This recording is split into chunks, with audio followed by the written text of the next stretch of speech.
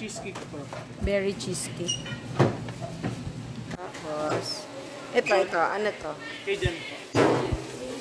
Diyan. Nagkaroon tayo ng Tremitida lang talaga tayo. Nakatapos lang naman sir. Ito matcha ton. Puro mama.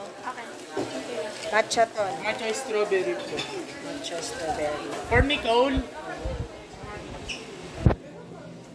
Tapos yung ubi yan, yung violet. Yes po, ubi prop po. Ito, Salted caramel prop. salted caramel. Thank you po.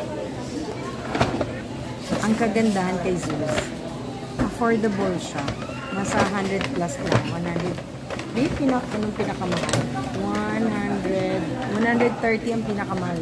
Ang pinakamahal po is 165. Yung mga prop po na natin. 165. Then yung sumunod na po doon, yung mga ano na po, 1 liter na po. May mga 1 liter na po. Affordable na siya. Very affordable.